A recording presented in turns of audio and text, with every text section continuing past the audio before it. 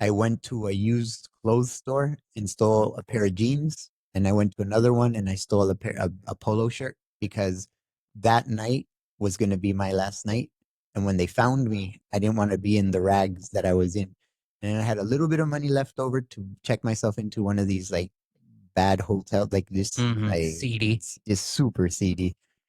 And so I was going to be able to like take a shower, put clean clothes on, and then that was going to be it. I was just Yeah. going to go until my heart stopped.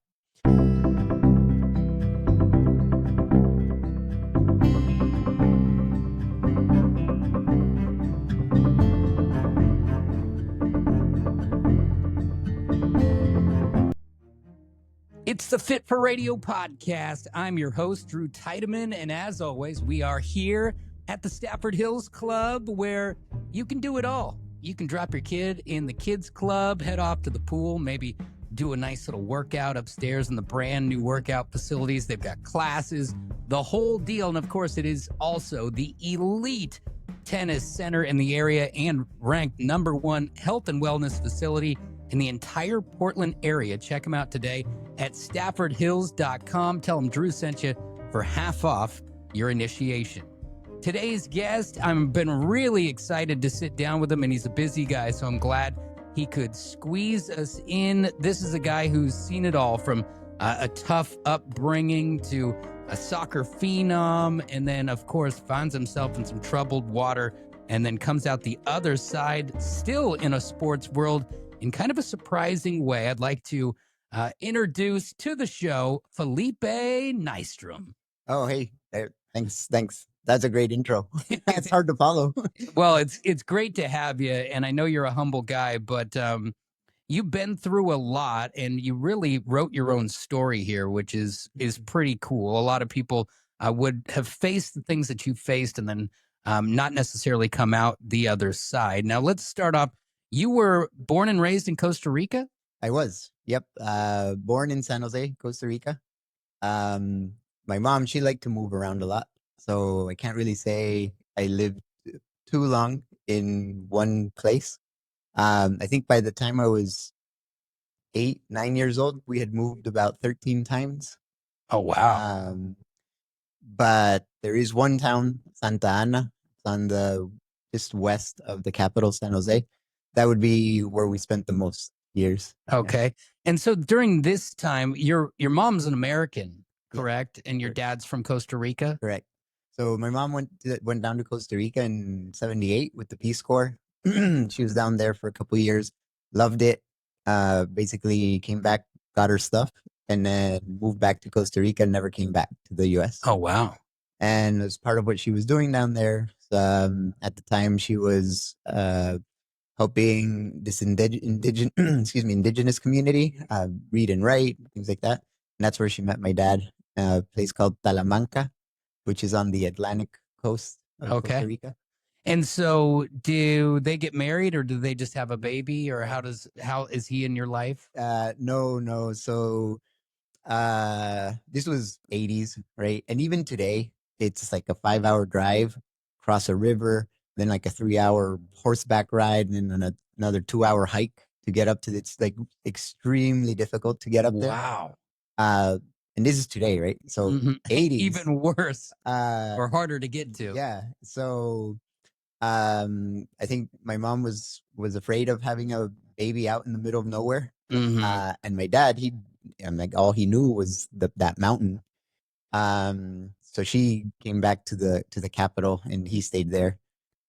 And so during those early years, you deal with a lot of stuff. Is that, I'm guessing partially because your mom is kind of a nomad. She's moving around and not giving you like a solidified place to stay.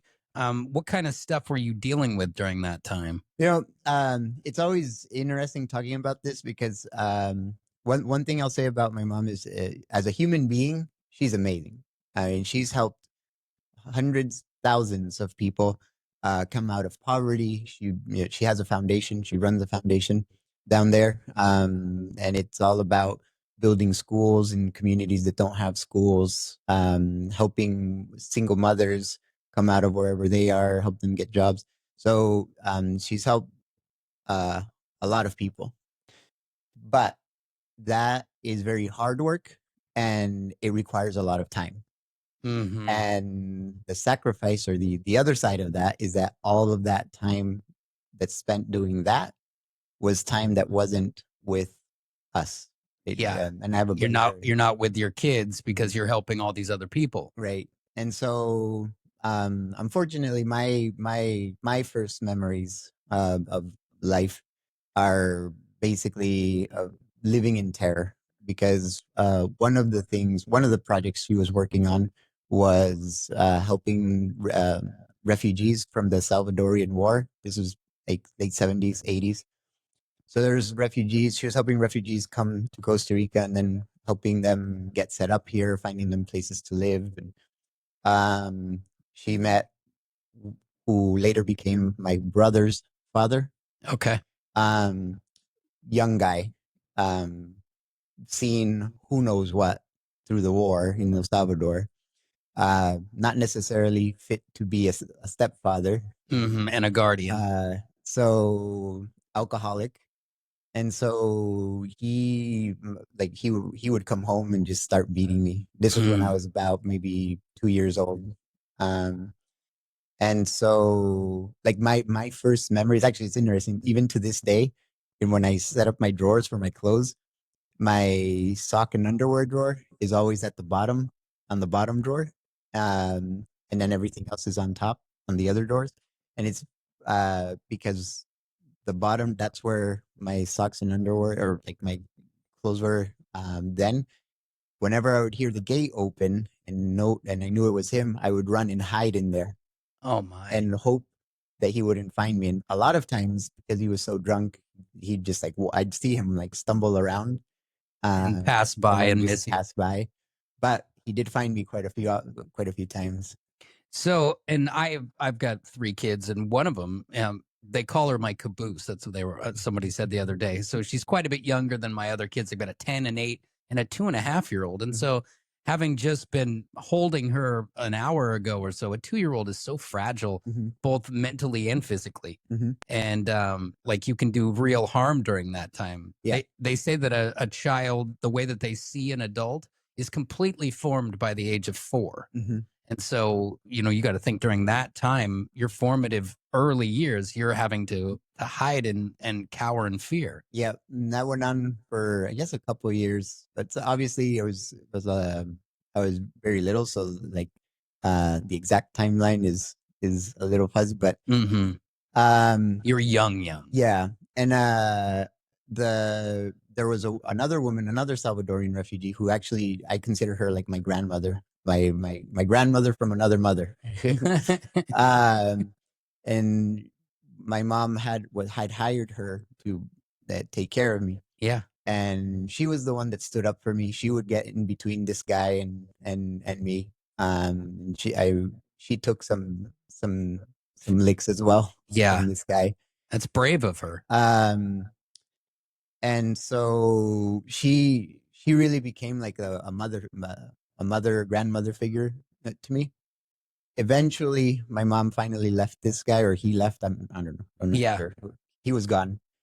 And there was a time where she didn't really have a partner. She actually, in hindsight, like now, because I've done a lot of work on like all of those years.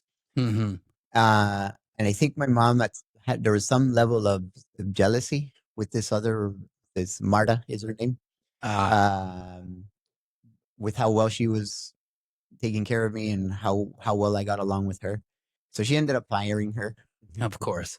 And that was really important because that was like the person that made me feel safe. And now she's gone. And my mom is still doing all this work. She's never around, which again is great work, super important. But there's collateral damage. Yeah, on the family side. And so her theory, or I guess the way she saw it, was if we had a pair of shoes, even if they were like just barely hanging on, but we had a pair of shoes, we had enough because there were other people who didn't have shoes. So she needed to work as hard as she could so she could get all these other people's shoes, which. So there was a lot of times then that she couldn't see you guys. Mhm. Basically, she's so engulfed in this big kind of overarching help Mhm. that the most important ones that need to be helped are, whether it's on accident or not, are being overseen. Yeah, yeah. And in her mind, even to the well, I haven't talked to her in a long time. I have in once I well, we'll talk about recovery later, but I tried to reach out. But Later on. she just doesn't see it. She says we're alive, so that was good enough. Hmm. Yeah, I can And totally see that. so So is this abuse? Is it, are you still getting yeah, so the reason that was important was so once Marta was gone, now by this time there was my brother. So now I'm a little older, 5, 6, 7, 8. My brother's a couple years younger. She would just find random people to leave us with. that's not good. And so one of the things that I've always tried to, I guess, was a really big, oh, what's the word? That just really stuck with me was these Tuesday and Thursday women's meetings she would have, where it was women who had suffered from abuse, domestic violence, rape. I don't know if we can Yeah, rape, physical, sexual abuse, all the yeah. stuff. Um, so she had these women's groups that she would go to, 6 to 8 Tuesdays and Thursdays. Uh, so that meant, with me being 5, 6, 7 years old, and my brother being a couple years younger, so he was like 3, 4, 5. Um, we needed to be left with somebody, and she would just find whoever could leave us with. And so there's one particular babysitter, a woman, who was sexually abusing me. Um, and I think, and again, with the work that I've done afterwards, one of the hardest things about that time was not just the abuse, was whenever it was, whenever my mom was leaving, I would throw these horrible temper tantrums. I remember, like, I would yell and kick and scream and cry. And to her, I was just being Just throwing a fit. throwing a temper tantrum. Would you tell her what was happening? I don't think so. I don't Couldn't know. articulate that to her. I don't think I had the words it's just Guessing you're afraid of it too. you don't really know what's going on. Like, it doesn't feel right, but you don't. You're too young to compute and be like, "Hey, mom, this is sexual Yeah, abuse." yeah. You're just, I don't like it. Is what you For meant. me, it was don't leave, don't go, don't leave us. That was the kind of thing that I would say. Mm-hmm. But because I was throwing a temper tantrum, then she would spank me or like hit me. So you're getting So you're getting abused as you're trying to run from the abuse from another. exactly. And so now I had just gotten beat by my mom because I was throwing this temper tantrum. Then this woman would come in. She would sexually abuse me, and it was just Traumatic. really, really bad. A really bad situation. A few times, unfortunately, that woman wasn't available, so she left us with different guys. One of them also sexually abused me, and it was the same thing. Like, I never want to see that guy. I never want to stay here with that guy. And Of course. she's like, I need to go help these women. These women need me. You're fine. You're just being a brat, things like that. And think about that. She's going to help people who are the victims of abuse. Mm-hmm. And while that's happening, you're a victim of abuse. Yep. This created this feeling of, I knew things were wrong, but also this is my mother and she's telling me that this is what the right thing is. So I need to listen to that. And so my mind was completely split. Like, deep down, I knew it was bad. I knew it was wrong, but she's telling me that it's fine, that this is what needs to happen. Mm-hmm. And if I go against what she says, then I get in trouble. If I go with what she says, I get hurt. There's no way out. There's no clean path. There wasn't. And of course, being so young at the time, I didn't really see it this way. I didn't know what was going on, didn't know how to process those feelings. But this continued until I was about maybe 10 years old, because then my sister's father came in to the picture, another Salvadorian refugee. Um, and same thing, young guy. He would just hit us. He wasn't as bad as the first one. The first one was The worst. my brother's dad. He was really bad. This other guy, he just didn't know what to do with three kids. Yeah, he was Two kind of of them, flung into it. two of them that weren't his. And so many of these people, and I'm not, and let me make this clear, I'm not making excuses for them, but you come from a different place Mhm. in a different time than we're looking at now. You know, like even myself and you are a perfect example, but we were all spanked. There was more physical violence involved in quote unquote raising a child then Yep. than there is now. Like my kids have never been spanked, partially because they're girls and that would, I feel weird, but it's a different time. And when you're coming from a different culture too, who knows if they were getting just beat rampantly as a child. I'm guessing they were if they're growing up to be an alcoholic and to hit first. Yep. And so, like I said, that's no excuse. It's just a culture of abuse Mhm. that rolls downhill. And I think that's super important, and it's part of a really big motivator in my life today, because it's exactly that. That today I can kind of extract myself from the situation, try to look at it objectively, and see what I can learn from it. Um, and I can only imagine the things that they have seen. I mean, they're coming from this horrible war, like family members getting dismembered in front of Yeah. them. There's all sorts of things happening. Um, so they're not in the best place to be able to raise children. Plus, whatever they went through when they were kids, right, and how they were raised, exactly that. Like They have scars that they're working through. yeah. And so for me, today that's really important because I get to choose whether I want to continue that pattern, or I can say that was wrong.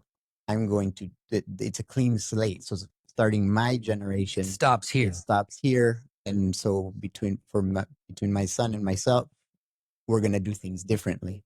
Yes. So this continued until I was about maybe 10-ish, 13. Home life. Then this is another example of like the good and the bad. So because of the work my mom did, she knew a lot of people. She was in education, and she helped start some really good schools, private schools. Nice. In Costa Rica. One of them called Country Day School.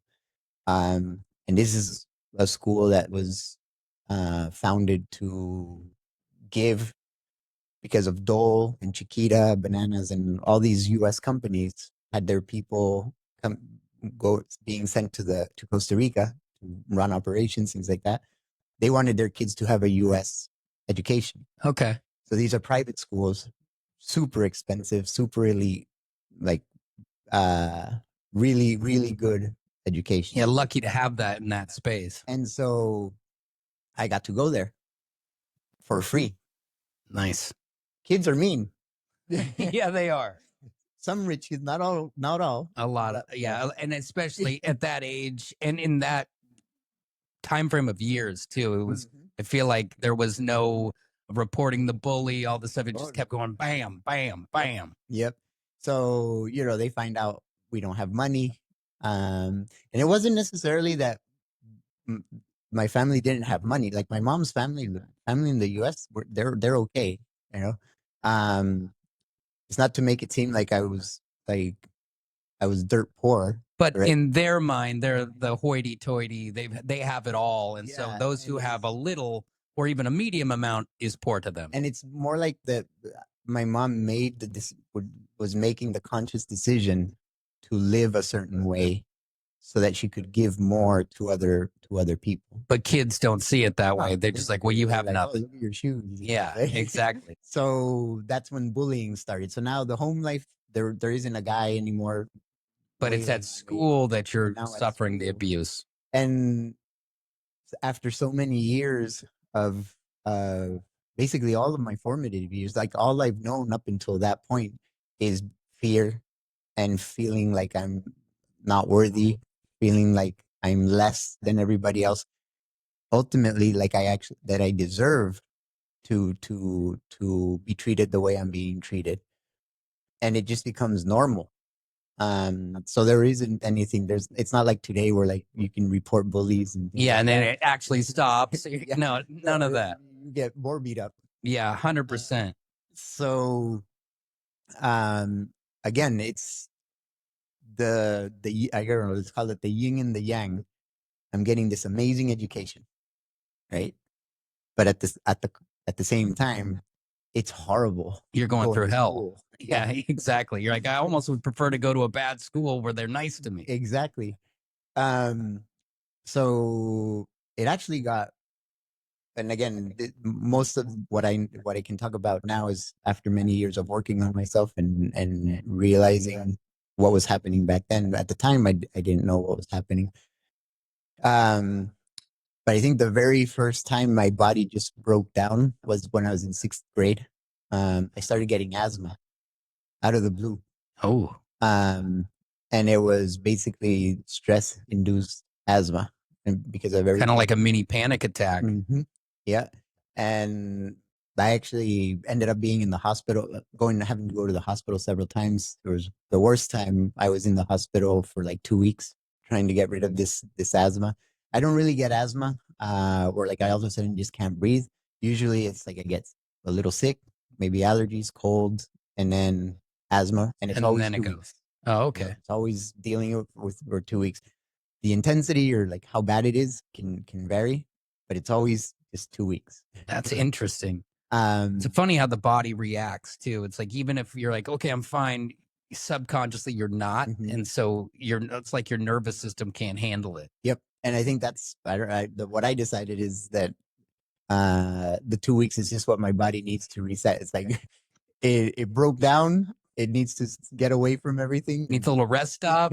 2 weeks. Right back. The Fit for Radio podcast brought to you in part by Motorsport Hillsboro. And if you haven't been there, you are truly missing out. This is a Northwest gem, and spring, of course, is officially here, and Motorsport Hillsboro is hooking it up. And with those gas prices on the rise, the prices at Motorsport Hillsboro continue to fall. No joke. The inventory is crazy. They buy like crazy to make it so you can save like crazy. Go check them out today. $8,000 off MSRP for a Kawasaki Ridge right now. I mean, driving away with something like that feels like a steal. 60% off those gas bikes. And with gas prices the way that they are, those e-bikes are exactly what you want to be on. And it's your KO Connection expert service that you won't find online on all those products, and the Northwest's best financing. No joke. Check them out today. Motorsport Hillsboro. It's my favorite spot to get anything to do with moto. And of course, stay rad, save gas. So you're dealing with the asthma, the stress-induced asthma, and I do know that you were a pretty good soccer player at one point. At what point do athletics come into play, and is that something that helps with this agony that you're dealing with your peers at school? Yeah, so absolutely. So sports. I was always into sports. I was in gymnastics. I was started playing soccer. Actually, when I was 8, I joined my first team. And sports, but specifically soccer, it ended up being like my escape. So when all of this was happening, in school or at home, when I was on the soccer field, it's like everything went away. No one could do anything to you there were rules. For the most part, they were Yeah, followed. If you hurt me here, you're getting a yellow card. There was a family component to it. Yes. To a team, being part of a team where you work together, which is something that I did not have, was not getting at home. And it actually made me, I'm like fiercely loyal to teams. Whenever I'm part of one, it becomes like my family. You're all in. Yeah. And I guess subconsciously, again, 8, 9, 10 years old, you don't think about these things, you don't process them, but subconsciously it just became my escape, to the point where I was now a little bit bigger or older, so I didn't have to be at home all the time. I didn't have to be taken care of by somebody. I could just go out and ride my bike to the soccer field and play until it was dark, and then because before you just go and you come back at some point, right? Yeah, There's no exactly. location, no Oh yeah, time. it was just you were in the wind back then. Yeah, maybe you go and maybe at some point you come back. Yeah. uh, so I joined my first soccer team when I was 8, and it was great. And then one time we played against one of the biggest teams in the country, their development teams, Saprissa. They've come to play the Timbers a couple times. Yeah. And they liked how I played. So after the game, they came up to me and asked me if I wanted to go play with them, which would have been an amazing opportunity. And the problem was where they trained is in this park in San Jose. It's not the most safe place after dark. Oh. I was 10, 11, 12 Mhm. years old. And so my mom, because of the work she was doing, again, she's doing all this amazing stuff, helping people. But that meant I didn't have a ride. Of course. So to get to this place, it meant having to take like an hour and a half long bus ride, crossing this dangerous park by myself, training from like 4 to 6, and then now it's evening. Do it all crossing the again. park again at night, and then the hour and a half back home. And so it was I didn't last very long there because I was scared of the park. Yeah, it makes sense. That's a lot for a kid to deal with. Yeah. So, but I still continue to play soccer. In 6th grade, I couldn't keep going. The bullying, it was just too much at that school. So I went to a different school. Around 12, 13, I also got into cycling a little bit. So I would go and ride my bike in the morning to train. Yeah. Go to school. Then from school, go to the soccer field because now I'm, let's say, 12, 13 years old. Now I'm a little bit older. Got myself on another team, on a development team for another first division team. Would train 4 to 6, go home, go to gymnastics. It was anything I could do to not go home. Right? Just to be outside of the house. I just did not want to be there. And everything was trying to find ways to do it for free, basically. So like gymnastics, I would clean the gym in exchange for be able to do it, be able to train, right? That's cool. Or on Saturdays they had birthday parties, so I'd work the birthday parties so I could do that. So you were driven early. I mean, most kids when they're that age are not going to go take long bus rides to practice, and they're not going to work hard to be somewhere even if you can't afford it. It's like, oh well, we can't do it. So you were driven to get it done. Trying to now, I try to put a positive spin on everything, on the things that happened to me. So yeah, I was driven because I didn't want to be home. Yeah, it was painful to be there. So I was like, or figure it out. And I have a feeling that that's probably was a hard thing. You know how your mom, you've said that where you've tried to address these things with her as an adult, and then she's like, "Oh no, you were fine." I feel like part of it is when she hears all those things, it's a lot easier to put a Band-Aid on it than to admit that. I mean, the writing's on the wall. Your child doesn't want to be at your house, and so there's a problem, right? Like if my girls don't want to be at my house, why? And if the why is I didn't keep them safe, that's going to be hard for me to hear. Right. And even if I'm, you're in the wrong, you can see why a parent, especially from a generation ago, are going to deflect and they're going to push a hand out. I don't want to hear you because it hurt. The truth hurts too much. So why not live with blinders on? I kind of feel like that's what happened. Yeah. And it's hard because, especially now, because I obviously went about addressing it before in all the incorrect ways, right? It was yelling, it was like lashing out. So over the last decade that I've been in recovery, one of the times I've tried to address it, just having a conversation, for her, it's like doing it the way we were doing it 20 years ago. Oh, so she gets all agitated. She gets, she goes from 0 to 100. And you're trying to stay calm and talk. Yeah. And ultimately, what it comes down to is she just doesn't see, and she doesn't see what it'd be one thing if she knew she did something wrong and was just trying to deny it. She just doesn't see it. She doesn't see any of it. That she doesn't. She thinks it was fine. She And like that what you're being she did. soft. She did the right thing, and that's where we just can't seem to break through that barrier.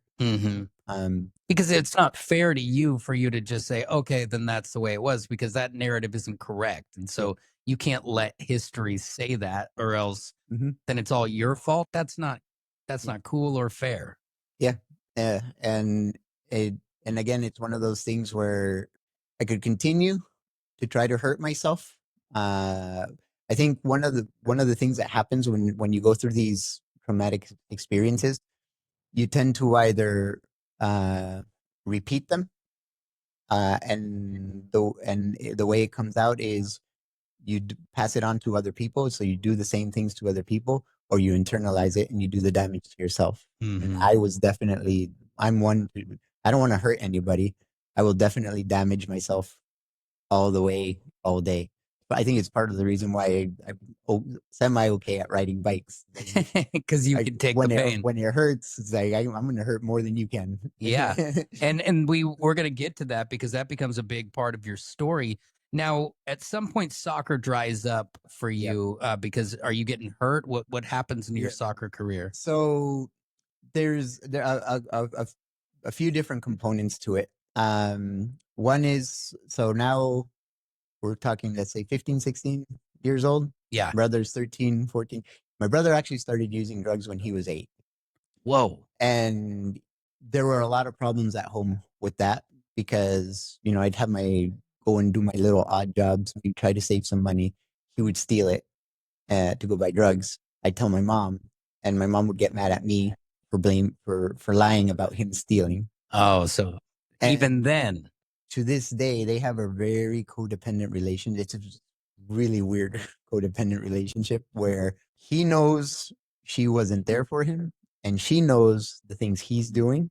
With each other, they have a terrible relationship, but to the outside world, he only speaks wonders about her, and then he only speaks wonders about him. So they have this, like, they're like the public relations officer for each person. Exactly.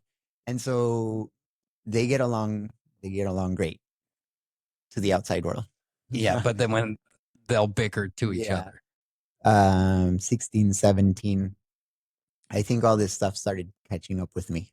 And now they're just finding all the sports or just being outside of the house is not enough. Shouldn't have been. I needed help. I needed professional help, and I didn't have that help. I didn't have the resources at the time. I didn't know I needed the help. You were kind of just kept pushing it down and pushing it down. Yeah. And so one day it was right on the brink. I had already dressed for first division games. Nice. And I was really young to do it, 17-ish. So I was close. And then one day during training, this other guy and I got to the ball right about the same time, and he broke my ankle. One of the first things they told me was that it would be really hard to play again. And unfortunately, I think I let myself get defeated by that. I don't know, in hindsight, maybe it's true. Maybe I wasn't going to be able to play at that level anymore. Or if I had maybe worked hard, maybe I could have come back. But I didn't give myself that opportunity. I just took it and defeated myself. The hope had been dashed. Everything that I had worked for, the thing that I thought I wanted to do, the thing that I wanted, that made me happy, that I was passionate about, was now gone. And without the support of having anybody to talk to, I think my responsibility is I probably made the wrong choice and didn't even try. I just took it. And that's when I think throughout my life, I was always depressed. I just didn't know it. When that was taken away, or when I thought it was taken away, I think all of these things that I was pushing down for all those years, just all of a sudden came Right up. up, right It to the just surface. exploded. Mhm. And I was like, life isn't fair. I had good grades. I train. I do this, and I can't get anything. And just self pity, The woe is me. victimizing Mhm. myself. I'm in the recovery groups, and one of the sayings is like, poor me, when because you start getting into this thing like, poor me, poor me, and then that poor me leads to pour me another drink, and then Yep. pour me another drink, um and I was like, I think it was like a turning point was, well, F this. My brother's doing like all the drugs, drinking, and he seems to have a great relationship with my mom. Okay, I'm gonna drink a beer. Yeah. And that was one of the first time I was like I drank. Um and I hated it. It tasted horrible. Yeah. That first beer tastes awful. Why do people want to do this? Yeah. I think honestly, the first time I got peer pressured into a beer, I'm pretty sure that I turned my back and poured half of it into the grass because I was like, this is disgusting. Yeah, yeah. And then I remember the first time I got like really drunk. Um uh they kept giving me rum and coke. And I'm like, yeah. And then I don't even know how many I drank. It was probably like three of them, but I was like Yeah. gone. I was vomiting. I felt horrible. The next day I thought I was gonna die. It was terrible. And for like I don't know, almost a year after that, I couldn't even smell a Coke because Oh it's yeah. just like It ruins Coca-Cola immediately. but I started going out a little bit. I had always liked electronic music. That was just even from like before electronic music was like when it's just getting You were drawn started. to it. Yeah, just that techno pop, Yeah. Euro pop, Real McCoy, Yeah. Highway, and so one day, some friends and I we went to this club. I'd never been to a club. I'd rarely gone out because I was always, I have a game tomorrow where I You have were a this good or this. kid, Yeah, discipline. I, a I, I disciplined would, kid. yeah, yeah. With my temper tantrums and my like, I was very volatile Yeah. because of everything. So, I wouldn't necessarily say I was a good kid, Okay. but I mean, there's a reason for your lash outs too, yeah, looking back on yeah, with hindsight. But I see what you're saying. It wasn't like everything was easy peasy all yeah, the time. yeah, yeah. And I always try to be careful. Like it's that sometimes it's not like I'm trying to blame my mom for everything or blame other people. Like I have to take responsibility for the things I do. Yeah. And even if at the time I was too young to be able to do that, like now I am old enough to do it and recognize like, oh, that was the wrong way to deal with that. And that's responsible. I mean, honestly, I think that you you've done a great job in recovery, but I think that it's part of that is acknowledging that you are part of the story and not to only play victim because Yeah. that's a good way to Yeah. run into a pitfall. Oh yeah. Yeah. Yeah. Yeah. So we went to this club. It was this like really fancy, like there's it, this was time when you remember the Matrix. Oh yeah. That scene where like the leather trench coats and the glasses and the dyed hair, or like Blade and Yep. those movies. Um, and all these people, these guys, they look like models. The girls, they look like supermodels. It was just everything. Everybody was dressed so cool, and everybody was just really cool. And I drank a couple beers, and all these like there was these guys. They were like super nice. They're like, "Hey, what are you drinking?" I don't know. I don't even know what I'm drinking. I was like, "Oh, try this," and then the girls, they too were like coming up to me and they were like, come on, let's dance. And I was never really popular. I was just So this is a new feeling. so now I'm a little tipsy, probably drunk, right? And lightweight. And then like all these people are talking to me and they're like treating me like they're friends, which is something I'd never really had. At one point I got up on a table and took my shirt off and just like, You're getting after yeah, it. we're doing it. That was important. That feeling in that moment, I was in a place where I was wanted. So the next day we went to the rave, And one of the guys, he's like, so I know you've never really drank or anything, but somebody just gave me an ecstasy pill. You want half of it? And I didn't know what to do. I didn't even know what it was. Yeah. I had no idea what it was. Um, but in my bright mind, I'm like, well, if you don't want it, I'll have it all. I don't know. Yeah. And he's like, well, no, hang on, start with half. Take it easy.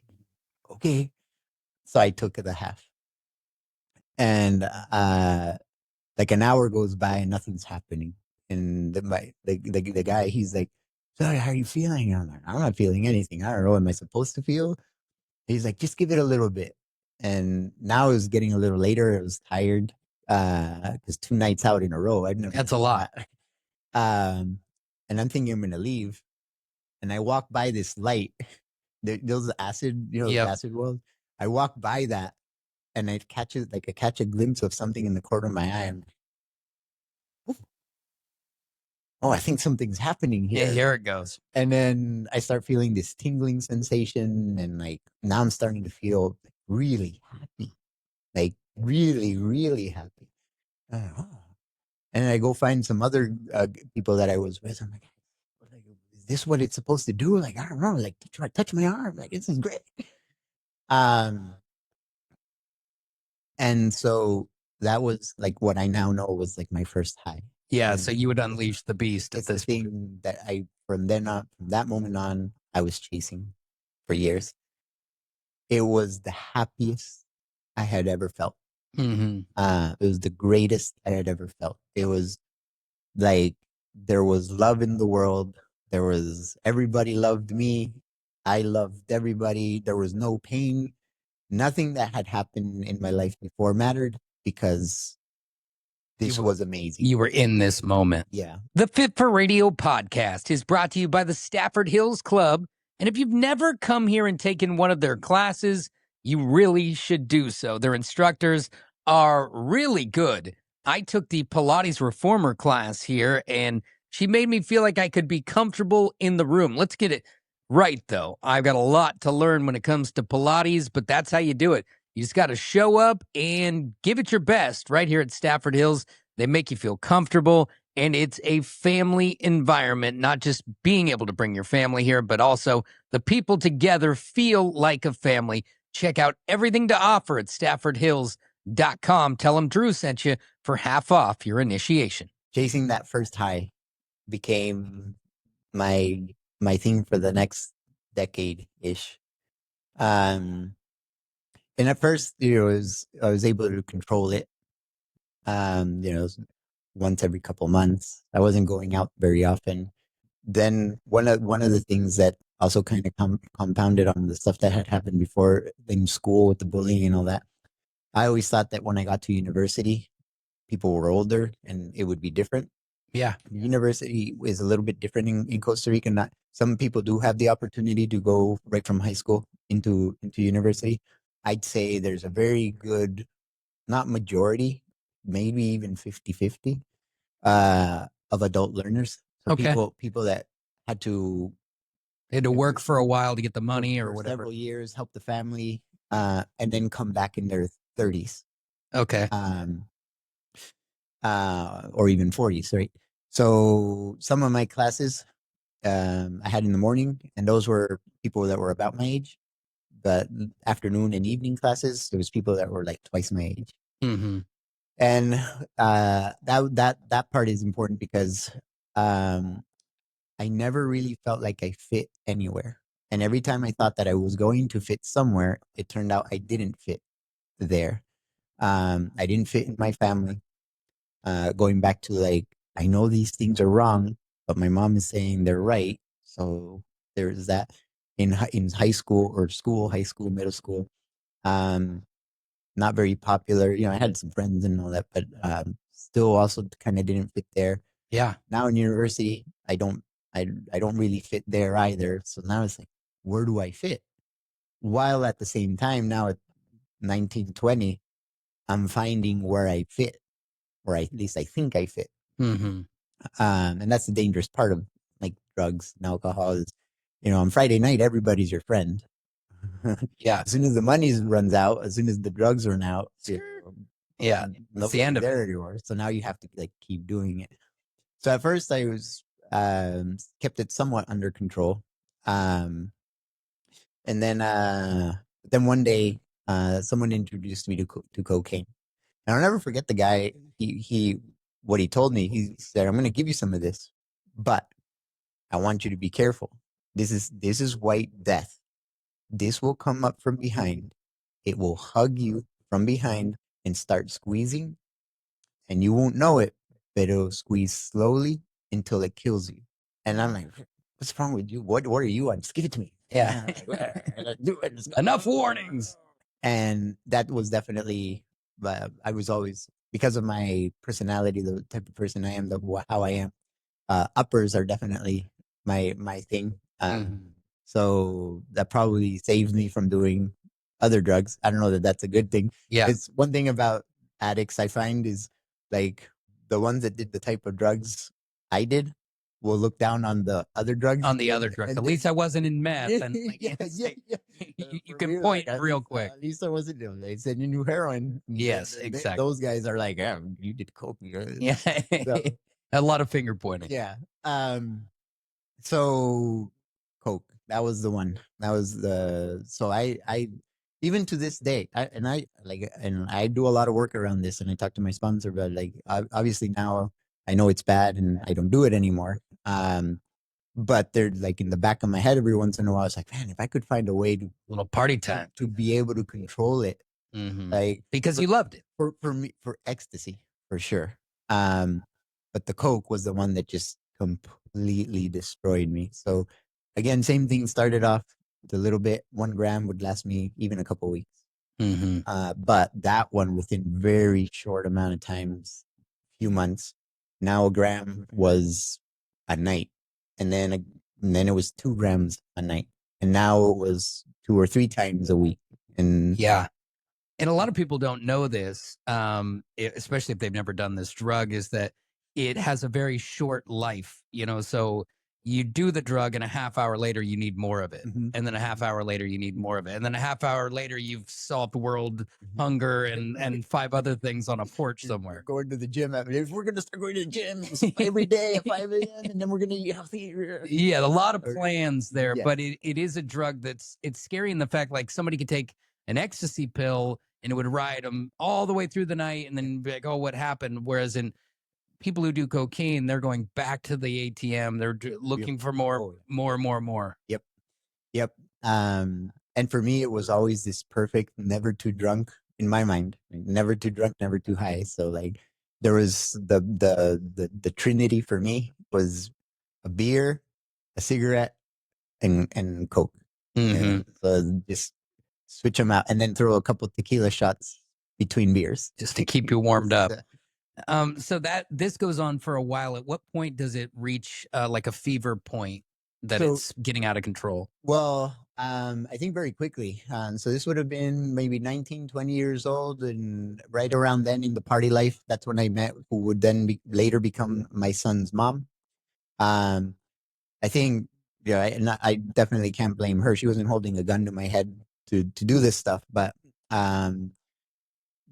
enabling each other. I probably would have ended up in the same place anyway, but she was the one. She was actually the one that like really brought coke into my life, right? Like she was the one that it was like every day. That was her thing. Yeah. And for me, unfortunately, my codependence and my fear of abandonment, and feeling that I wasn't good enough, was lucky enough to have a girlfriend. So all she had to do was, oh, if we don't go out tonight, we're breaking up.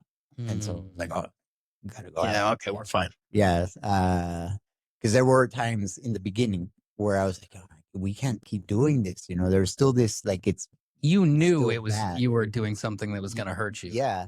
And she's like, oh, well, all these other guys that will take me out and do it and buy me. And I'm like, all right, well, we don't want that. That's a toxic scenario. Oh, yeah.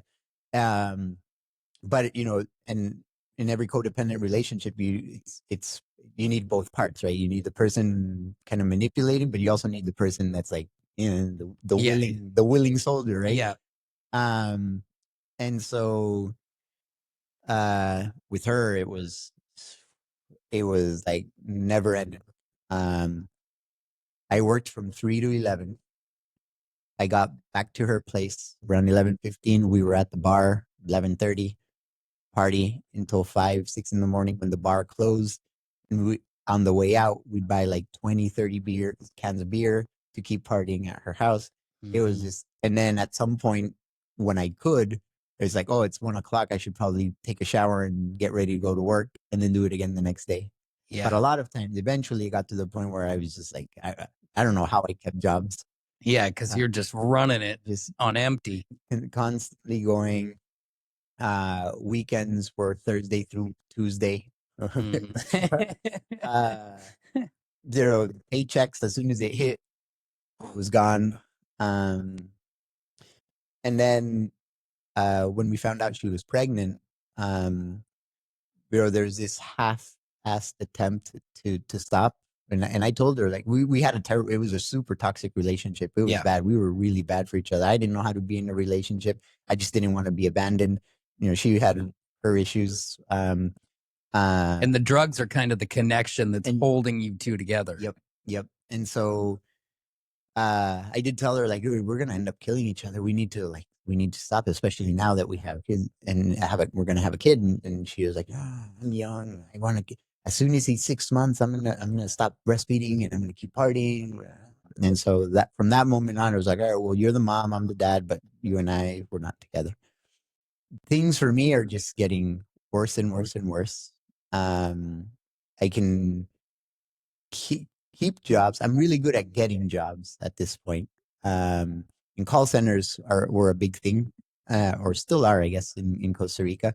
And because I can speak both languages pretty well, you have a value there. It was relatively easy to, like, oh yeah, but I would barely make it through training. Yeah. And then get that first paycheck, go on a bender, and then, like, yeah, we can't have you anymore. So now, I guess, it was 22, 23 when my son was born. Now I know my life is bad.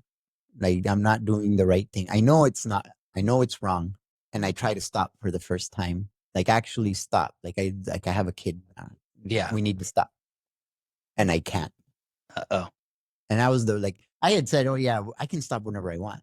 And maybe I'd go. The problem was I never wanted to. And maybe I'd go 1 or 2 days because I ran out of money. So I had no choice. Yeah. But the first time I tried to stop and couldn't, that was like the confirming, I guess, what I already knew deep down, but like to actually be confronted with that, like, oh, now it's a problem. This is a problem. And I really can't stop. So my visitation was basically, I had at first I had Tuesdays and Thursdays from 3 to 5. So I made sure that I was good then.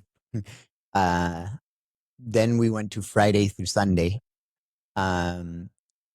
So I didn't do anything Friday to Sunday, but on the way, as soon as I dropped him off Sunday night, it was like boom, full gas, making up for those 3-4 days, whatever, of not doing anything.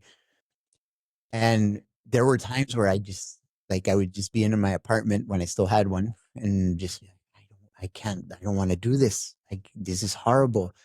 I'm a failure. My life is a failure.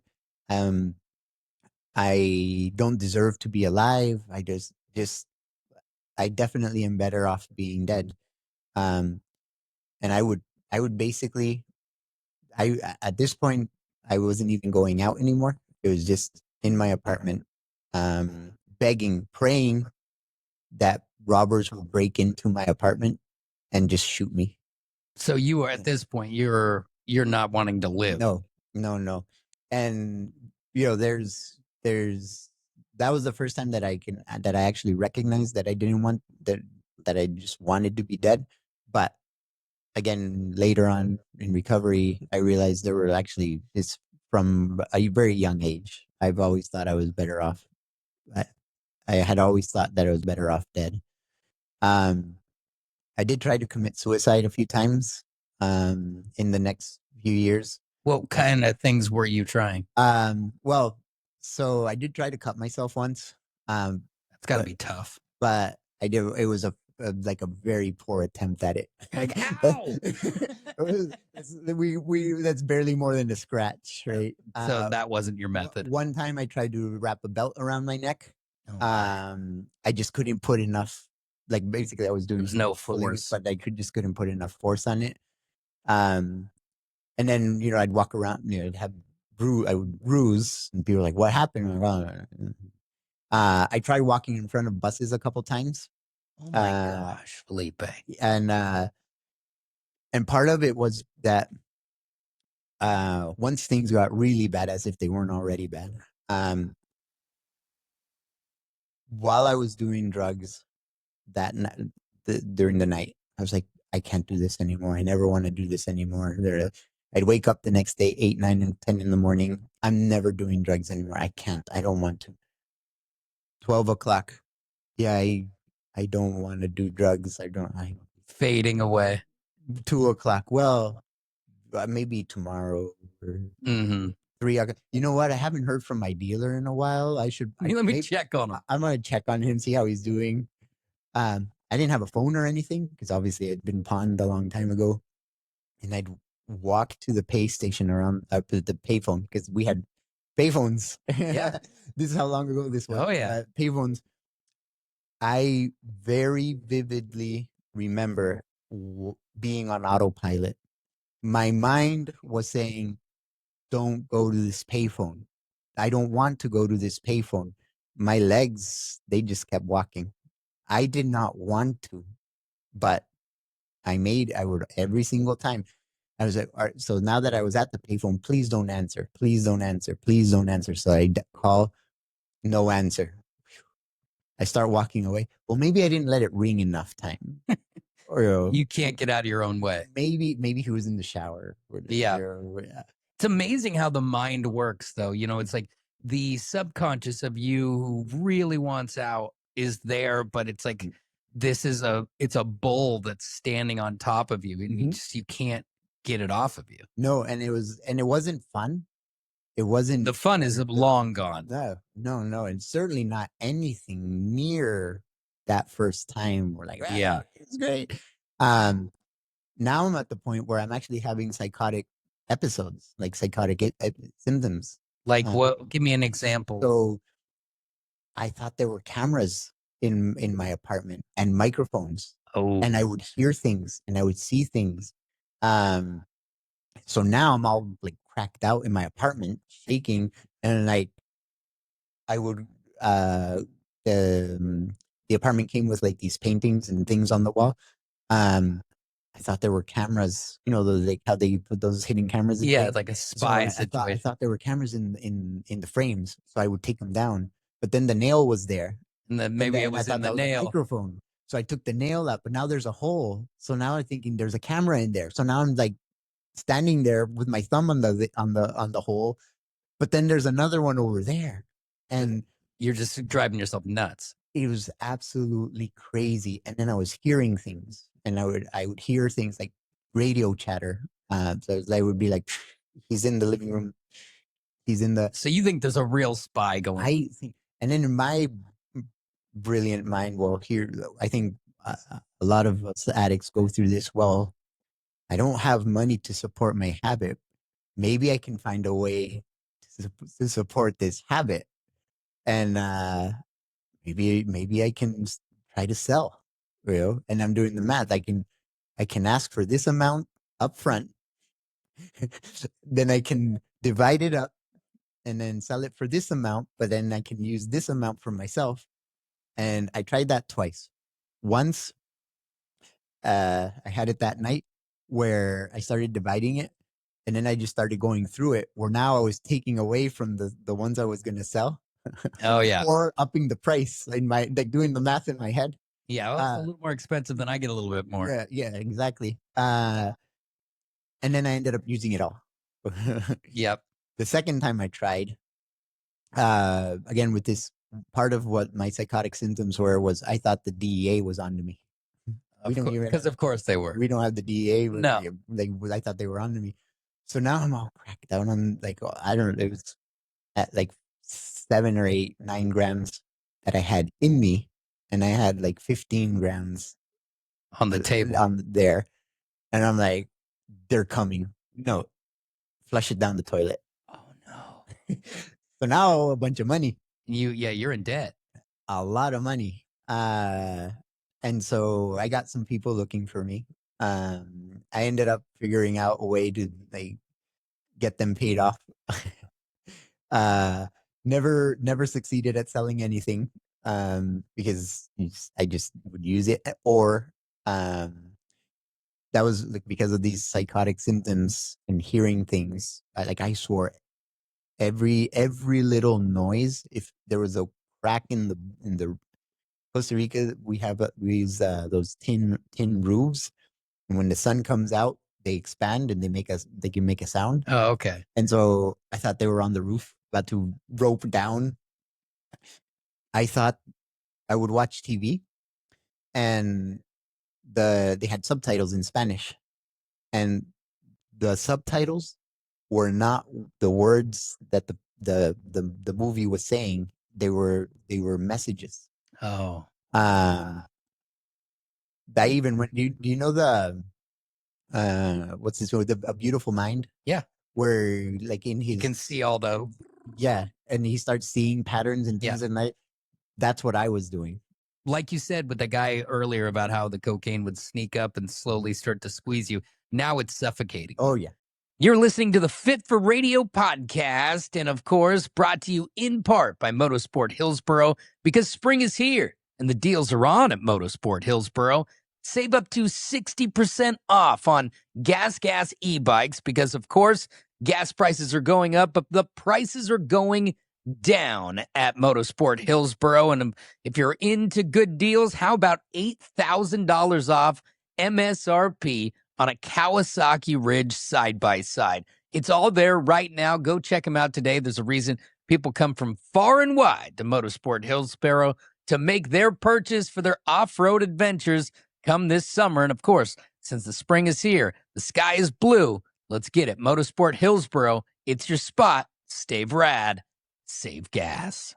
So through all these kind of moments of, these manic episodes that are happening and hearing voices and seeing the beautiful mind thing going on, it's all kind of like leading to just a real dark spot here at the end of this era of your life. How do you end up in the situation that changes your life?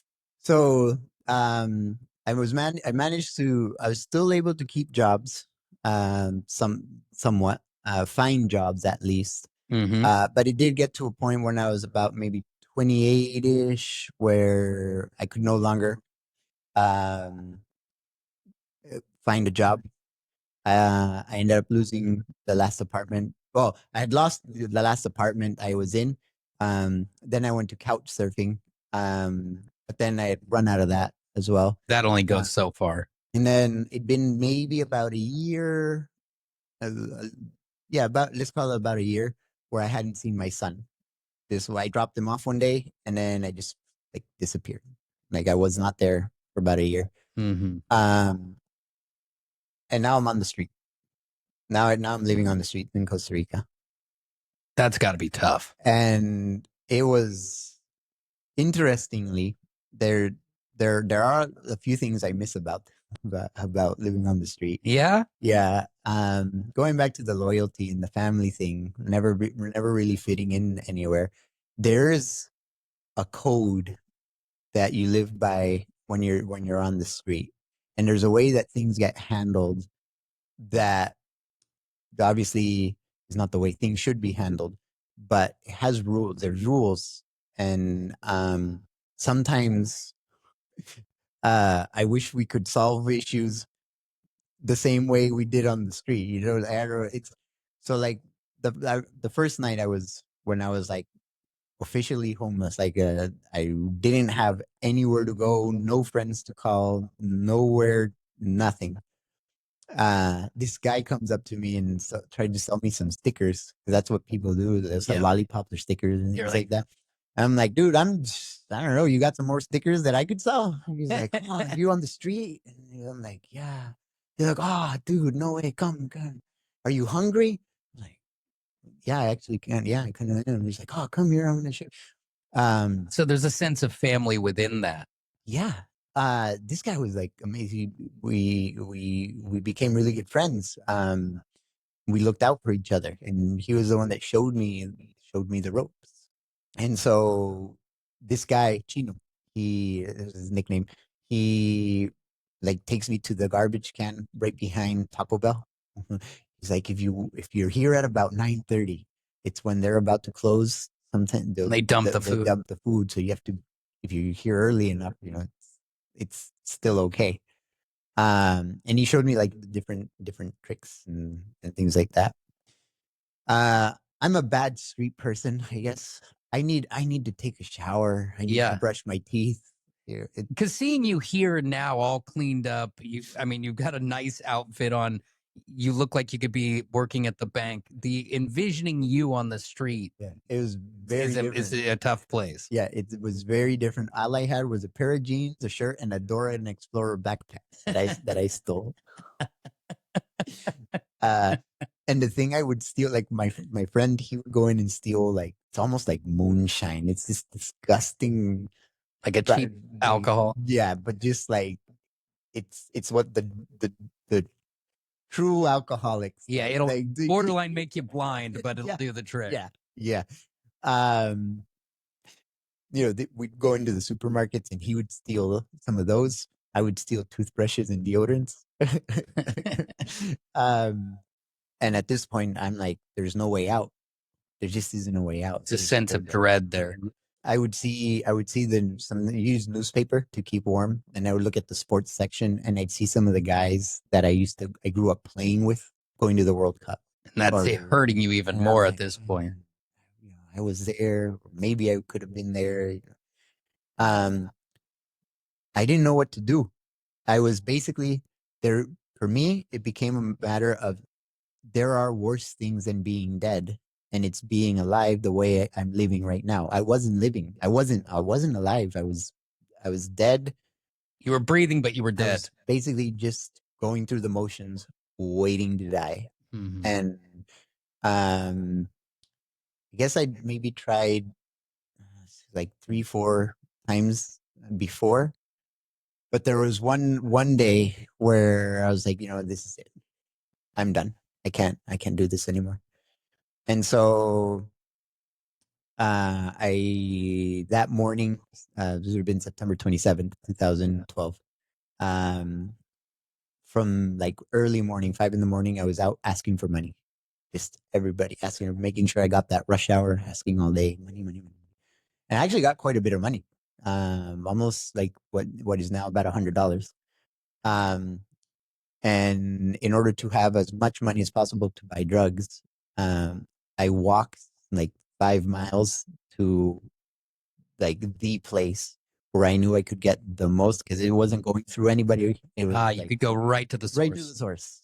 And I went, and I bought like 20, because I was a frequent flyer and I knew the people, and they were like, I bought 20 grams, but they were like, yeah, you get the Baker's Costco deal. Baker's doesn't, little extra. And I had money left over to go and buy a 30 pack of beer. I went to a used clothes store and stole a pair of jeans, and I went to another one and I stole a polo shirt, because that night was going to be my last night. And when they found me, I didn't want to be in the rags that I was in. And I had a little bit of money left over to check myself into one of these like bad hotels, like this, like seedy, just super seedy. And so I was going to be able to like take a shower, put clean clothes on, and then that was going to be it. I was just going to go until my heart stopped. And And I'll never forget that when I was checking in, the woman there, she just, I don't know what kind of face I walked in with, or like what she felt, or what kind of energy I was giving off. But she stopped and she listened. Are you okay? I'm like, yeah, yeah. What do you care? Just give me the key. Yeah. No, no. Are you okay? And I'm like, yeah, I'm fine. Wow. So I check myself in, go to the room, and I start going. I'm just like, just going nonstop. Mm-hmm. Uh, to the point where now I'm trying to do lines and it's not even going through. It's just like It's clogged just, up. yeah. And just drinking the beers, just pounding beers. You're going for it. And every I don't know how often, but every certain amount of time, this woman, she'd come and knock on the door, like, "Hey, are you okay?" Yeah, yeah. You're like, why are you at my room? Go away. The last thing I remember was that I was running out of beer and I was trying to figure out how to go get beer, but at the same time, I'm like, because of this, like, whenever I did cocaine, I was hearing things and seeing things, so I didn't know how I was going to make it to some supermarket to steal beer. Yeah. Because I didn't have any more money. So Yeah, I'm not you going to bought all the buy. cocaine. That was the last thing I remember. The the next thing that I remember was, so the plan was that day, that was going to be it. That night, that was going to be it. If for some miracle I was still alive the next day, I was going to do something about it. But it was really easy to make that deal with myself because I was not, You like, won't be here for that. there won't be it's not going to be necessary to figure out what to do because I'm not going to be here. It's over. So the next thing I remember is I had the paramedics around me. And You're alive. Then that lady. And as soon as they saw me, they saw me open my eyes and they're like, hey, He's alive. and I open my eyes and it takes me a moment to figure out, like, what, what's going on. And the first thing I did was try to punch the guy. Like, why did you bring me back? You just like, then I started crying. I just broke down. Like, why did you bring me back? You were supposed to let me go. This is not what was supposed to happen. I don't have anything. I don't have anybody. And that guy, oh, he hugged me. And that was the first time I had been hugged in I don't know how long. And this paramedic, he says, it's going to be okay. And I'm like, and I didn't even have energy to argue with him because but in my head, I'm like, no, you don't know. Like, it's not going to be okay. There's nothing is okay. That's why I was supposed to be dead. I wasn't supposed to be alive. And he just, like, held me, and told me it was going to be fine. It was going to be okay. Mm-hmm. And then, the lady, she bought me some food and then also kicked me out. But yeah, like, you got to go, but. And then that day, I was like, well, now what do I do? Yeah. What do I, You can't do that again. my life is so bad. My life is so terrible. I'm such a screw up that I can't even do this right. So now what do I do? Yeah. And so it took me a little bit to kind of figure out what to do. At this point, I was so beat up.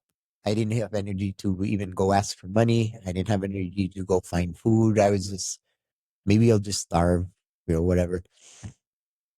And then I remember I was at that waiting room in the emergency department on October 3rd. And that night I'd finally gotten a little bit of sleep and I was kind of woken up by the sound of women crying, but I didn't open my eyes. They were just kind of sitting near me. The crying kept getting worse. And in my mind, selfishly, I'm going to open my eyes and yell at them. Like, can't they see I'm sleeping? Like, go cry somewhere else. Mm-hmm. I'm in the emergency department waiting, right? But I'm thinking it's the place for me to sleep. And right when I was going to, like, say something to them, the doctor comes out to talk to them, to tell them. So it was the wife and sister of a guy whose birthday it was, and part of a gang, and a rival gang came and shot up the birthday, and this guy wasn't going to make it. The doctor was telling them that, you know, they did everything they could and that they couldn't, that he wasn't going to make it. And that was when I opened my eyes, and there was something about seeing them. They were covered in blood, crying, just for whatever reason. That image was my moment of, I don't know, enlightenment. It was the moment that lit the fire, where I had been thinking about what I was going to do, how I was going to change my life. I was going to try to figure out how to keep up with my end of the deal that I made with myself. Yeah. And in that moment, I remembered there was this rehab place outside of San Jose. And when the thought came to my mind, that's where I'm going to go, it was like the room got brighter. You know, like those dimmers, like someone turned it all the way up to 1,000. And this weight that I had gotten so used to carrying, all of a sudden got lifted. Like I was light, like I could breathe.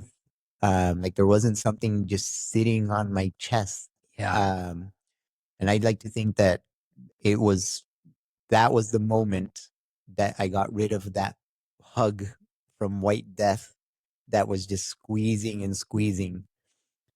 And I was like, tomorrow morning, it was just after midnight. Like, as soon as it's light, I'm walking over there. And so I went over to this place, banged on the gates. He was like, please let me in. And they let me in. They were like, you know, we'll let you stay here. You do what you say, what we tell you to do. You get a bed, you get 3 meals, and but you have to do everything we say. And that was how I started my journey in recovery. And so when you go there, do you stay? Do you make it through? What happens? Yeah. So I ended up being there for 6 months, part of the program for 6 months, 3 months inpatient. And of course, after a few days, now I'm feeling better. Are you thinking I got this? Maybe I can go back out. So now my mind is saying, you know, stay here for a couple of weeks, eat, recover, and then get back out there. But the reality was that I was seeing some of the other people that were there and what kind of shape they were in too. And at the end of the block, there was this house or apartment that had parties every night. Oh no! And every night they started out great, music, people laughing, they were having fun. And every night it ended with women yelling, throwing glasses, the guy yelling. You would hear stuff breaking, you know. Very negative in the end. And I was like, I think that was so important for me, because it was like one of the things they say is play the movie all the way to the end, because my mind will play the movie right up into the good part. This is great. We're going to be excitement. We're going to go out and we're going to do this and that. And then stop and forget about what happens afterwards. Mm-hmm. And so that was a very vivid reminder of like what was waiting for me out there if I went back out there. In the meantime, while I was inpatient, the only way to go out, go do anything was if someone came and took you to a meeting. And they say do 90 and 90 meetings, 90 days. I did like 120, because like whenever somebody came, I'm coming. I'll go. Yeah. I'll get out of here. Yeah. The Fit for Radio podcast is brought to you by the Stafford Hills Club. And if you've never come here and taken one of their classes, you really should do so. Their instructors are really good. I took the Pilates Reformer class here, and she made me feel like I could be comfortable in the room. Let's get it right, though. I've got a lot to learn when it comes to Pilates, but that's how you do it. You just got to show up and give it your best right here at Stafford Hills. They make you feel comfortable, and it's a family environment, not just being able to bring your family here, but also the people together feel like a family. Check out everything to offer at staffordhills.com. Tell them Drew sent you for half off your initiation. So you're still in Costa Rica at this point. You've completed the inpatient. You've gotten through the outpatient stuff, and you're starting to feel that athlete again, and you're kind of scratching that itch a little bit of what it is you want to do. Yep, yep. So at this point, I'm still trying to figure things out. The first thing is work because I gotta pay for my son. I gotta be responsible for my son. I gotta make up for that time that I wasn't there. So that's the number one goal. When I was coming, I started working while I was still a part of the rehab program. Um, but when it was coming time close to graduating, to leaving, Yeah. That was probably one of the scariest times in my life because it's one thing when, at first I was under direct supervision. Then there was still some supervision, but still like not as much, but like there was somebody there. Yeah. I didn't know what I was going to do once I was on my own. Like, nobody watching. What was I going to be able to keep this going? Would you slip? But one of the things that has been constant, and now even with cycling that I get to go to other different countries, I always go to a meeting, whether if I go to another state, I find a meeting. If I go to another country, I find a meeting. And it's very interesting that no matter where I go, there are general rules that seem to be the same no matter what. And one of them is when somebody's talking about relapse, I got comfortable. I had a good job. I had a good wife. I had a family. I kind of stopped talking to my sponsor. I stopped going to meetings. I stopped doing the steps, and then I relapsed. That's how you slip. While I was in treatment, my dumbass was, I got nothing, right? I got some donated clothes on, and I go into this AA meeting, and this girl walks in. And that entire meeting, I'm only paying attention to this girl. Like, who is she? Who's it? And I called it the druggy buggy. There's this little van that brought us from rehab to meetings. We got back into the druggy buggy. I was like, guys, that girl's gonna be my girlfriend. Like, just wait. I'm like, shut up, you idiot. Yeah. But we ended up dating. Nice. She was in Costa Rica. She's from Portland. And she was in Costa Rica also for recovery. And so that's how we met. And it wasn't, I mean, neither of us knew how to be in a relationship. I mean, I'm still in rehab, right? Yeah. So she wanted to come back to the States, to Portland. She had a 2-year-old son at the time, and she wanted a little bit more support with her kid. And I'm like, in hindsight, I think she was maybe trying to break up with me without breaking up. So she's like, I'm going back home. And I'm like, you're like, I'm coming with you. I'll go with you. So that's how I ended up in Portland. That's amazing. How long does this relationship last? Not at all. Not very long. Basically nothing. I think we were together for about a month once we moved here.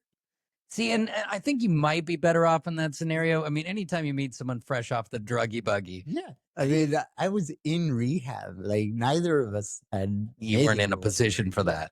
Beautiful place you decided on. Yeah, I'd never been here, but I think it was ended up being like what I needed in that moment, which is a place where I didn't know anybody. I'd never been here.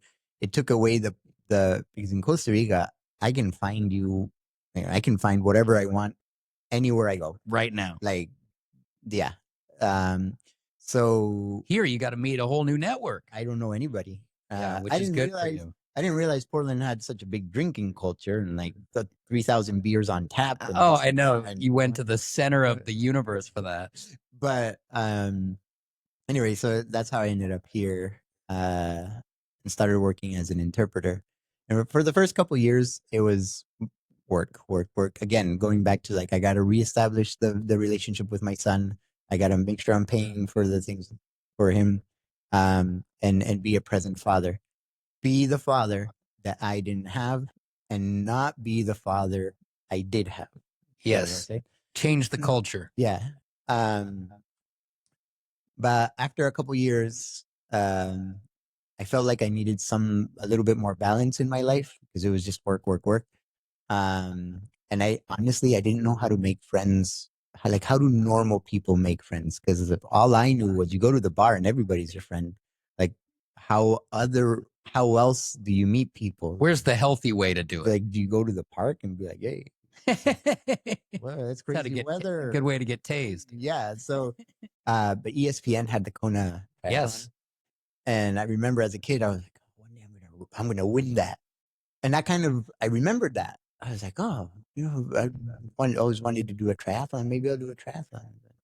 So I think it was 2014 ish. I came to the States in 2013.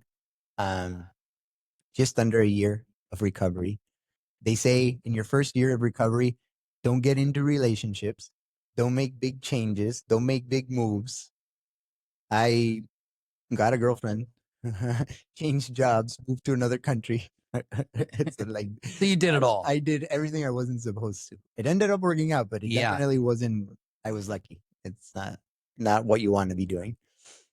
So I found out about the Blue Lake Triathlon. Okay. Like a week before, I figured out where to rent a wetsuit. I figured out where to rent a bike. They're like, you can't race the bike. I'm like, okay, I won't. And did it anyway. And I showed up, and it was like the amateur one, some sprint or whatever. I got into the lake, and it was cold. There was some slimy stuff that touched my foot, and it was scary with all these people splashing around. And like I made it out of the water last. Then got on the bike, then did the run. And then I was just kind of hanging out, figuring out whether or not I could go talk to people, see if I could join a team or something. But I was kind of shy because, again, I don't know how to approach people without alcohol or drugs. And while I'm mustering up the courage to go talk to some people that were hanging out at tent, I hear my name. And I'm like, oh, what's going on? And they're like, what's your name? I said, Felipe. He's like, oh, here. And he gave me a little trophy. And I guess I won the amateur one. Oh, wow. Nice. And then I was like, oh, maybe this is the thing. But that water, not your thing. So I kind of put it aside. Then a couple months later, I found out about the Black Diamond Triathlon in Enumclaw. And this time I was a little bit more well prepared for the swim. But same thing, I found out like a week before. So I rented a wetsuit, and then there's not much training.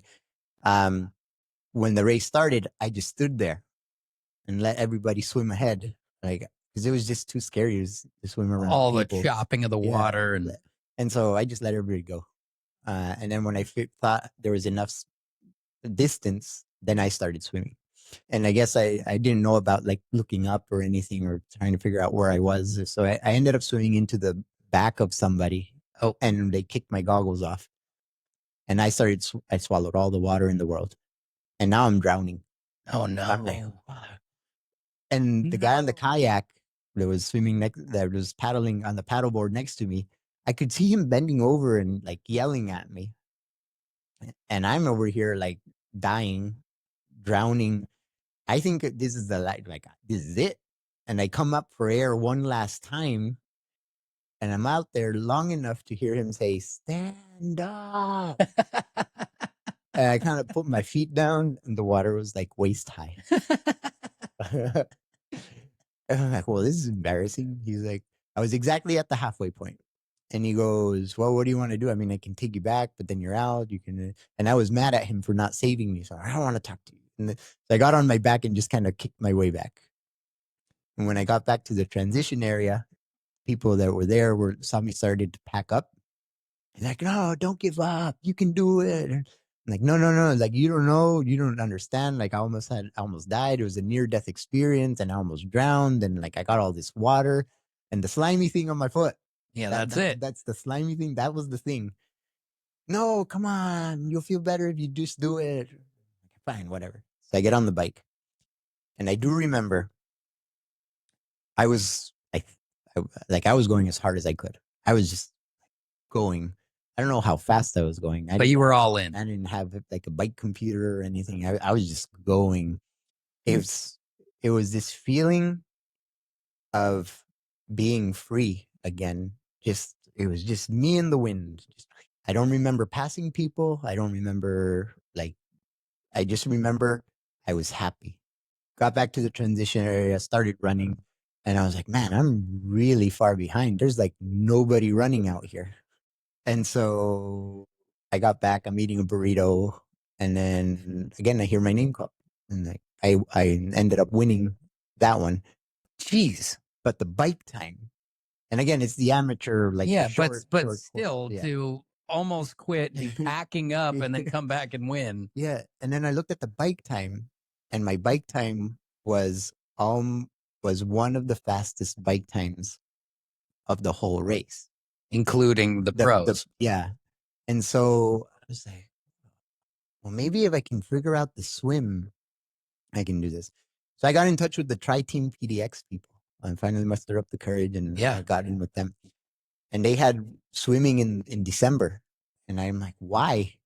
That's brutal. Why are we doing it? They're like, oh, don't worry about it. It's the Portland State gym. That's the pool is heated. It's great. You love it. Like, okay, if you say so. And this was the winter that there was like a record low temperatures, and the Portland froze for like 3 days or like a week or something. And I remember I went there, got in, basically jumped out. This is too cold. Like, done. I'm not doing this.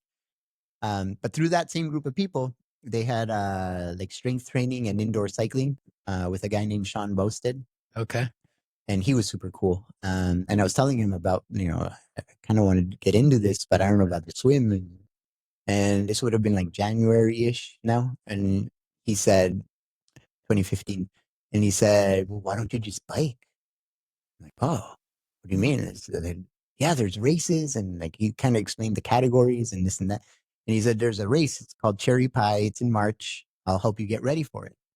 I'm like, oh, okay, let's do it. So he helped me prepare for Cherry Pie. Cat 5.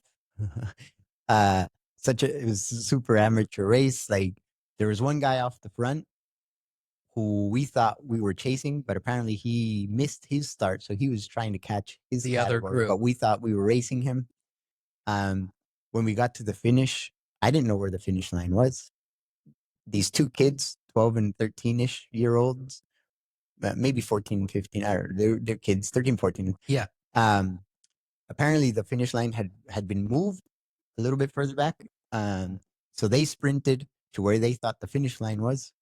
I didn't know where it was. So I saw them sprinting. So I sprinted, and then I just kept going. And I only stopped because I hit an intersection and I almost ran into the back of some cars, and I left. And then I guess a couple of days later, I received a cherry pie in the mail.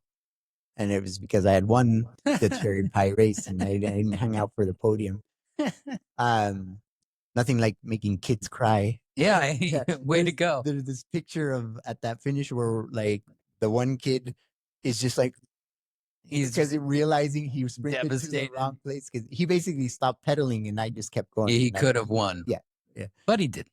So that was at that race, a guy named Chris Ramsey on Athletes Lounge at the time. I was like, hey, why don't you join our team? And so that's how I got into cycling. Oh, cool. That's impressive to go about it in that way and then to find success that early, right? Yeah. And I actually was able to make it from Cat 5 to a Cat 1 in my first season, which I didn't know was actually really hard to do. But at that point, it was like, well, what else can I do? So I started doing all the local races. Then I started going to Washington and having some success there. And then in 2018, now I've rebuilt the relationship with my son. One of the first things I did the first year I came here was save money, because he was at that time maybe 6, 7 years old. So I would call, but he hadn't seen me in a long time. And the first time I saw him was the day before I left to come to the States. So talking on the phone wasn't really his thing. So I saved up money so I could buy him a PlayStation. And then I saved money so I could buy myself one. Oh, and then you could play with him. We could play online. And that was smart. The PlayStation has been the thing that has allowed us bring you together, to bring us together and just have the most amazing relationship that we have now.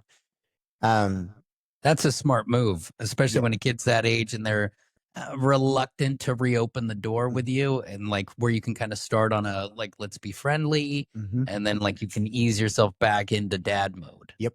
Yep. So it was a extremely important instrument in rebuilding that for us. Um, and from there, it was like, well, how do I show my son? How do I give him life lessons, even though I'm not next to him every day, right?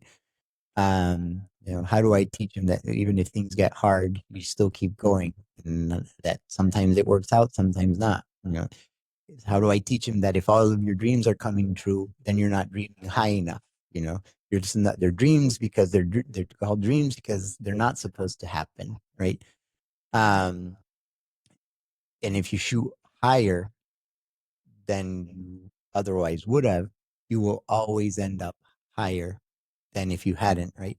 Mm-hmm. So, I'm like, well, why don't I go race the Costa Rican national championship and show my son, like, yeah, I lived on the street and now I'm racing this race. So in 2018, I was made plans to go do that.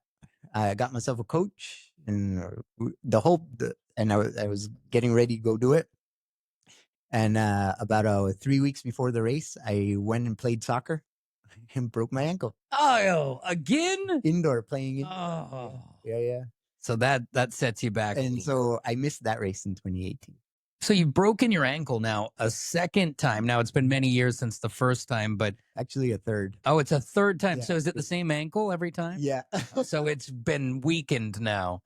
Yep. And so you're playing a little soccer, you hurt the ankle, you missed that race. What do Yep. you do to get back? And actually, real quick, the second one was in my first cyclocross race because everybody was like, "You got to do cyclocross. It's so much fun." It was wet. It was rainy. It was cold, and I broke my ankle. This is stupid. I'm never doing this again. I'm sticking to the road. So that's how. So I kept going with road. Yeah. So 2018 didn't happen. 2019, we're gonna do it. So I call my friend down in Costa Rica. I tell him there's this race. It's on the coast. Bring your family. I'll take my son. Just drive behind the race. When I get dropped and I pull out, just pick me up and we'll spend the weekend at the beach. We go to the race. I ended up winning it.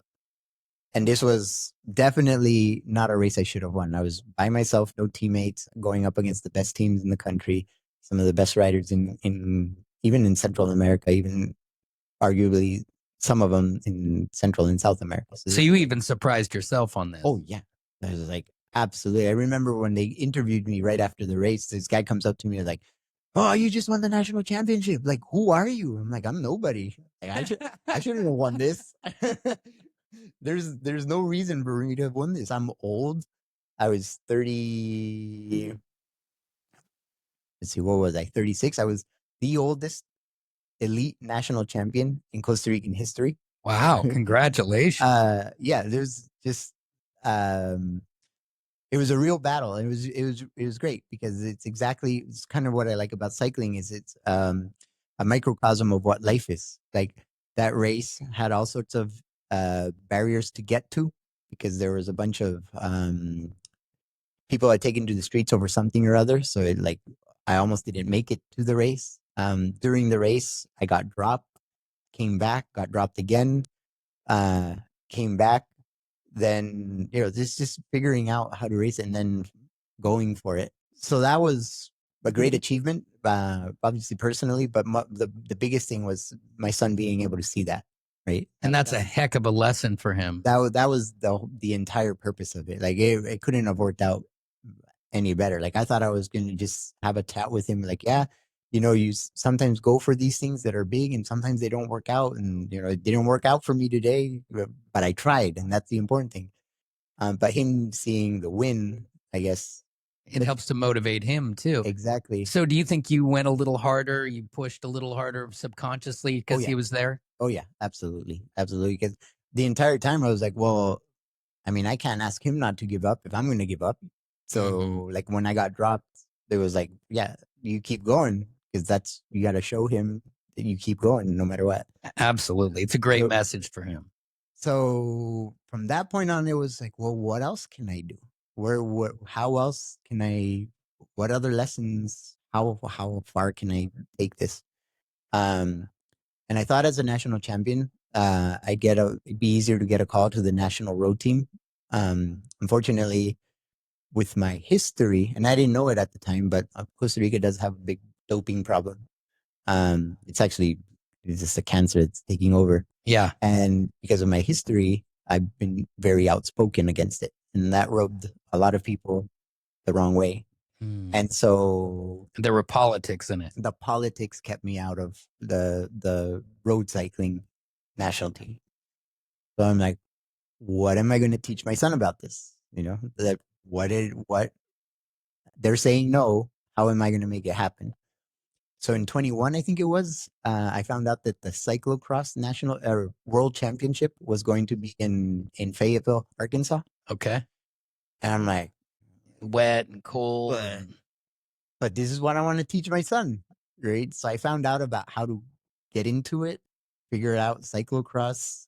And then I nagged the National Federation. I'm like, guys, you don't even know what cyclocross is. Like, just let me do this. I will figure out how to pay for it. I'm not asking for anything. Like, just let me do it. And it took like about a year of like nagging and just on it. And finally, I called the president of the National Federation on a Saturday morning to his personal phone. I was like, dude, just give me 5 minutes. Like, this is what I want to do. Please let me do it. I'm not asking you for anything. If you want to help me, great. But I'm not asking you for anything. Yeah. And he was like, you know what? Fine, do it. You pay for it, you do it. And so I got into cyclocross. Wow. And so I got to do, back then, they still had World Cup races here. So there was 3 of them. I did Waterloo, Iowa, and there was the practice run for Fayetteville. And then I went back for the World Championships in 21. It's incredible. And I guess because it's a very northern discipline, right? It's a actual winter sport. Yeah. And she gave me an interview at the World Cup race.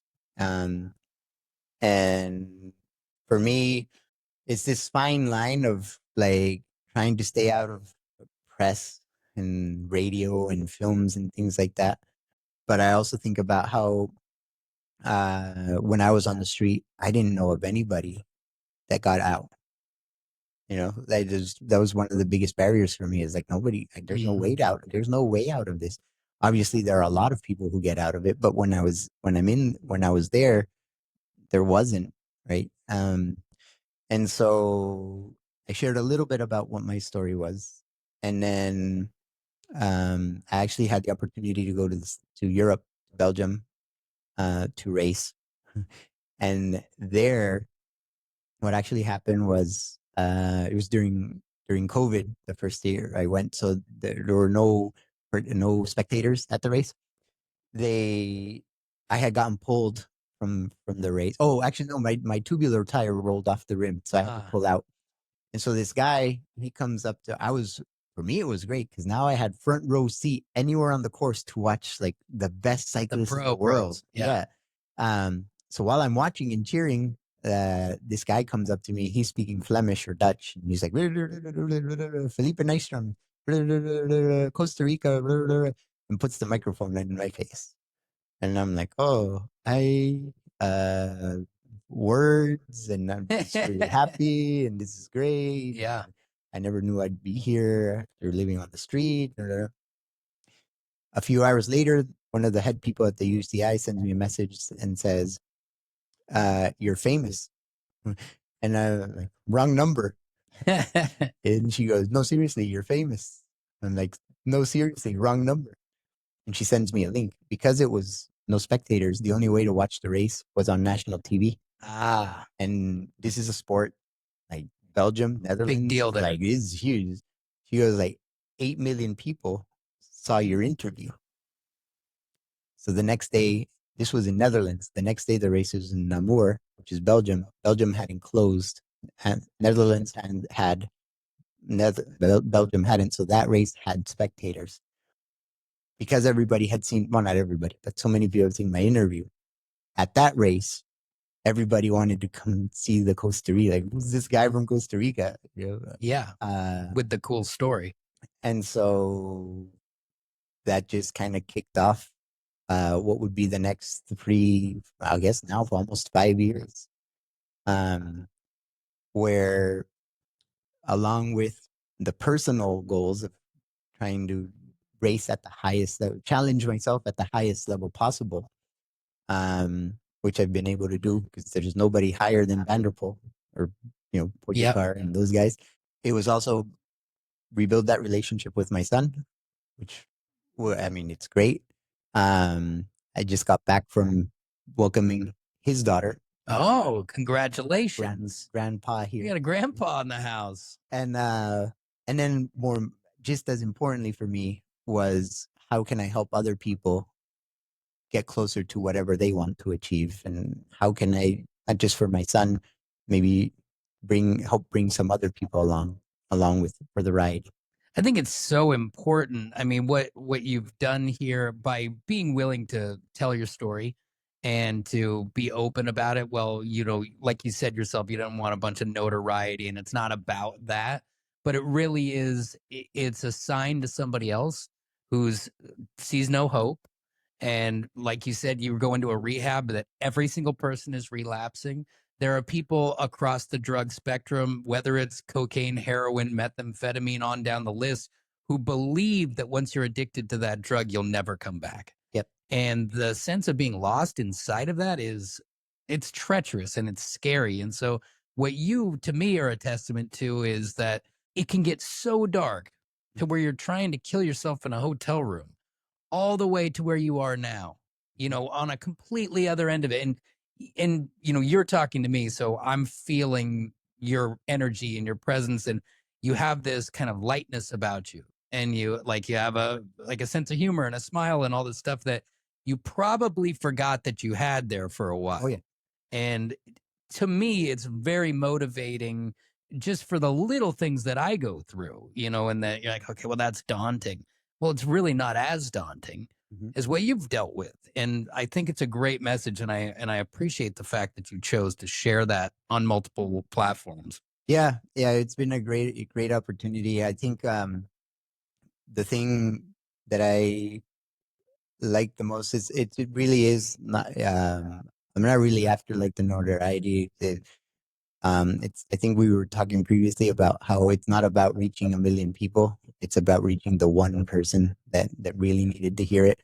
And the cool thing has been that because of what has happened over the last few years, I get a lot of messages on Facebook and Instagram and from people from all over the world. I'm really grateful for the ones that are always like, "Oh, you're so, we were cheering for you and all that." Like, I'm grateful for all the support, but the messages that really stick with me are the ones that come in and it's like, "Hey, man, I'm really struggling. Like, I'm dealing with this. Do you have any advice?" And getting to talk to those people, those are the ones that everybody's important. And again, I really appreciate all the support. But like when I get one of those messages, like I'm thinking about ending my life. Like I don't know what else to do.